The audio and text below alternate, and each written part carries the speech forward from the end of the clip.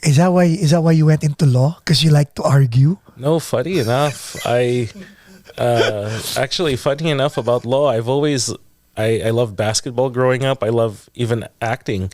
But my parents told me, hey, acting is not going to, at the age of 10, they're like, acting's not going to do anything for you.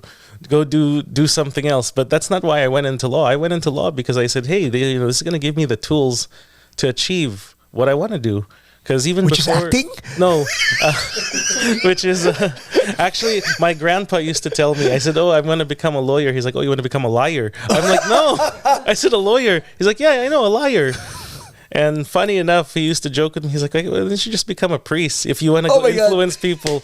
And I said, "Yeah, but that's a little limited." I said, "This has a smaller audience. I want to go bigger." But for me, like, I saw law as like a means of like giving me the training, giving me like the expertise to take on the hard issues. Because before I actually moved to the UK, that's when I worked for of course 15 and then to 17, 18. I worked in like all this public service. Yes. And I really saw, wow, hey, if you know how to do this and you know how to unpack the laws, you can then start to change it for people, because now Can you repeat that? Because that would be nice for our audience to pick up.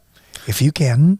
So what I learned was, if you unpack the laws and you have the motivation and you join the two together, you can actually be an agent for change and be an effective one. Because I feel like that's why people get left behind, is because, hey, they're not educated about it.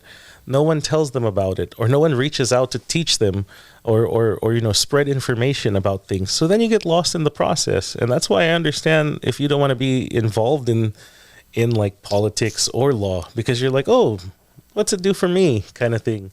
And that's why I went into law. Because I saw, hey, you know what? Working in the congressman's office, we were working on immigration cases. We were working on, at that time, it was the mortgage crisis. So people were losing their homes. And funny enough, I was the youngest in the office at 17. Everyone else was like 20 and above. And I solved a lot of cases to the point that people, at the time, edible arrangements, those, they were new. So they were the hottest item. I would have like 5 in the office, all addressed to me. Not even the congressman. They're addressed to me. But then everyone in the office ate it. So they're like, hey, young gun, good job. Here's a card. We ate your food. I was like, oh, that's terrible. I said, can I at least have, a pineapple? No, none for you. They're like, you learned the pecking order here, that you're the youngest. I'm like, yeah, but I'm the most effective one. They're like, yeah, that doesn't matter. See, that's going back to Washington, the pecking order, right? Yeah. How are you going to get past the hurdles of the the Pelosi's, the shifts, and I heard when you're new, they make you do phone calls for the donors and all that stuff, right? Mm-hmm. So for me, the difference is when I go to DC, I'm not necessarily a new face, because I work with a lot of the legislators there, especially out in Illinois and around California. So I'm not a completely new face to them. But the difference between me, that I can promise everybody, if they, put their faith in me, you're going to get someone who's a firm negotiator. It's actually how I got my first job. Amen. So in law school, I won a negotiation competition. We beat like 100 other Oxford lawyers.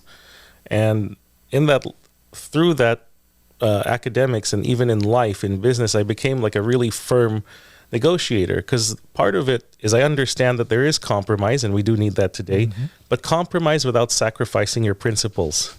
And for me coming in, I don't plan to be that member or representative who's going to say, oh, you know what, you have to be quiet, you got to be with the party. I'm like, yeah, but at the same time, I don't think we got to bring this out. And one difference between me, no matter kind of which room you put me in, I feel like members of Congress are just like anybody else. And I kind of share with people, like, let's say you're stuck at an airport. Who do you want to talk to every day? Like, do you want to talk to the person that, like, if a stranger is next to you, do you want to talk to them? I'm kind of those people that, hey, if I'm sitting there and we end up talking, pretty soon we're going to end up talking and laughing, kind of like how we are here. And that's the same mentality I bring into Congress, is when the work needs to be done, we get the work done. But at the same time, you're probably going to get along with me. And we're going to make things happen.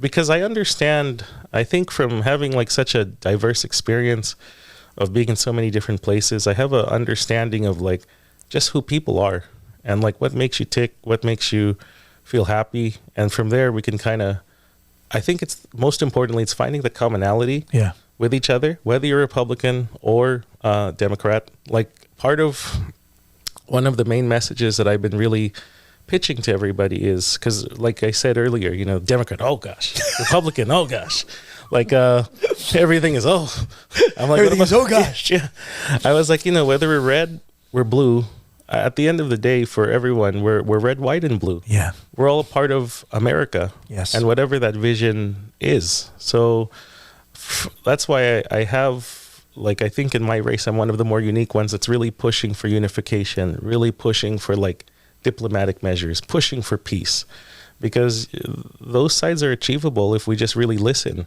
And I think that's the problem. No one's really listening nowadays, and it's showing.